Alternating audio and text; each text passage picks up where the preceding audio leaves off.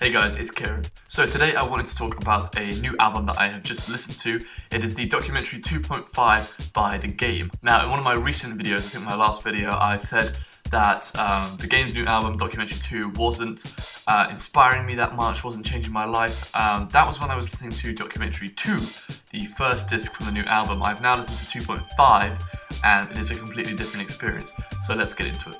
So this is Game's 6th studio album. He's been working on it for the last couple of years, and as I say, it was released as a double disc. I'm not going to focus on Documentary 2 in this review. You can check that out yourself. It's not bad. We're going to focus on 2.5 because that is what is really exciting me. So yeah, the first track is New York Skit, and it's just a little intro to the album where he talks about his beef with 50 and G-Unit, and it's nice. It's nothing we haven't heard before from Game, but it's definitely a pacey opening and got me into the mood to listen to the album, so it's not a bad opening track at all. Then I think we hit one of the strong points of the album straight away. There are 3 consecutive tracks which I think are amazing. Or was it 4? Did I say 4? Yeah, no, scratch that. 4 tracks. The 4 opening tracks, actual musical tracks, are fantastic. So first off, we have Magnus Carlsson and Crenshaw, 80s and Cocaine. Now, Magnus Carlsson with Anderson .Paak is a lovely... is a lovely opening track.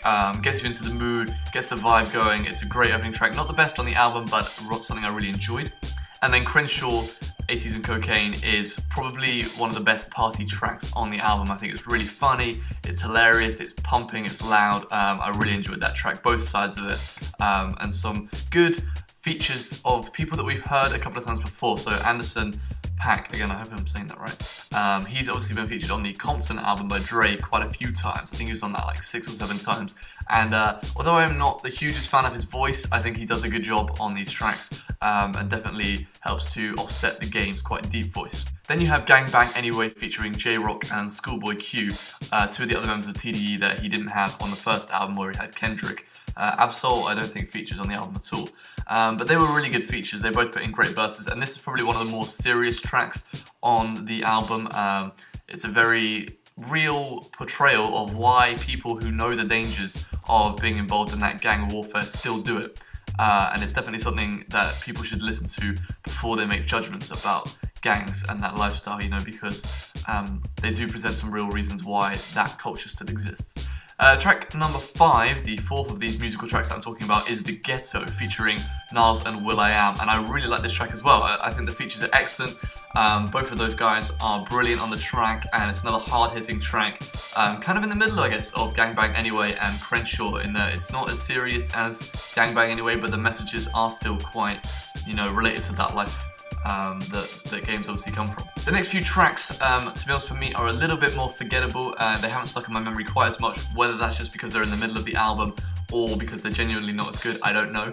I'm going to be listening to it more and more, and so maybe they will impress me in the future. But those tracks are From Adam featuring Lil Wayne, who was actually okay, and then Gang Related and Last Time You Seen. Last Time You Seen was interesting. It was a little bit corny, but Scarface, I thought, gave a good account of himself. So yeah, not a bad 3-track in the middle, but you know, not my favourite tracks either. Next we have this sort of skit/interlude, Intoxicated. We have this radio DJ sort of, you know, taking us through the album. It's not the most original idea in the world, but it's a nice interlude, you know, as far as they go. It's quite nice. It brings an atmosphere to the album.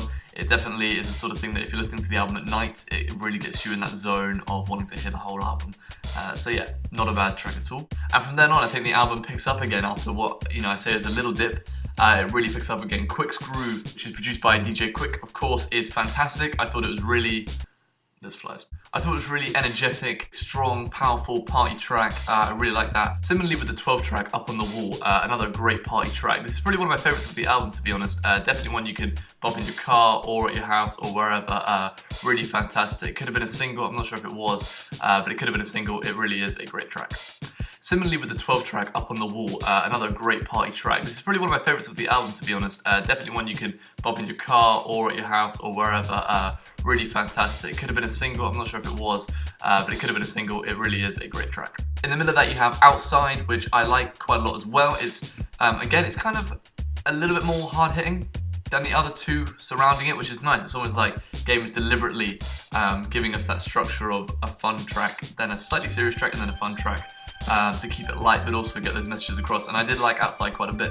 The sex skit, which is track 13, is funny. It's quite a few minutes. It's nearly 3 minutes, but it's funny enough, and yeah, definitely keeps the album light. Then you have two more serious tracks, My Flag and Moment of Violence. My Flag definitely has a memorable hook, and again, some good features on there. There's Ty Dolla $ign, J305. It's a good track. Not one of my favorites, but it's a good track, and like I say, you do remember the hook afterwards. Moment of Violence was fantastic. I thought another high point of the album, very NWA-esque. That sort of whole feeling of animosity brought back in that track. I thought it was very good. King Mez was very good. Really enjoyed that track. Then you have Like Father, Like Son, which is really interesting because it has Game rapping with his oldest son. And that's, something that you don't see a lot. You don't see many artists bringing their children in because naturally they want to protect them. But, this is a time where he's brought his son in, and it was good, He obviously doesn't have the rapping ability of his however many years in the game rapper dad, but he's not bad. He did the job, and I thought it was a little bit over-rehearsed at the end when he's saying, I wish everybody in the world had a dad like Game because, the world would be a better place. It's obviously a bit too much, but it was still nice. It's a touching moment. Buster was actually fantastic. He features heavily on that track, and I thought it was one of the best features I've heard from him for a long time. So I was really pleased to hear that. Life is a nice penultimate track.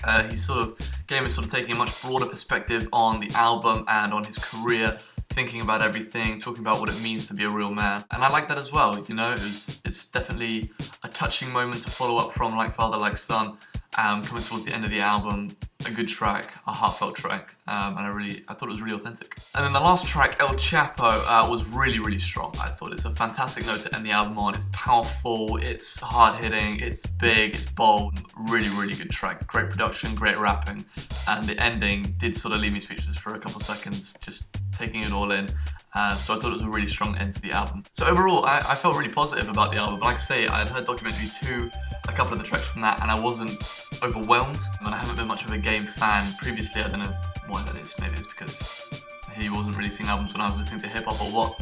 But I thought this album was really good. I would definitely tell you to get Documentary 2.5. I think it was like £9 on iTunes, and it's probably free on Apple Music. And you get 18 tracks for that, for £9. So it really is not something you should not buy. So overall, if I had to give this album a mark out of 10, it would probably be an 8 out of 10. I really enjoyed it. Like I say, everything about it was good. The rapping, the features, the production, the overall feel of the album, fantastic. I really would go and listen to that. And that is it. That's all my thoughts on the album. Have you listened to the album? If so, what did you think? Did you agree with what I said, or did you completely disagree? Please give me your comments in the description below. If you enjoyed me doing this album review as well and giving my thoughts, then please let me know as well, because I know Logic's got a new album that's literally just dropped as I speak to you. So I might listen to that and maybe give that a review as well. I'm hoping that is good. I'm hoping it's even better than Under Pressure, which I thought was a little bit of a come down from his mixtapes, but we'll get to that another time. So yeah, I hope you enjoyed it. Thank you very much for listening, and please like and subscribe. Bye-bye.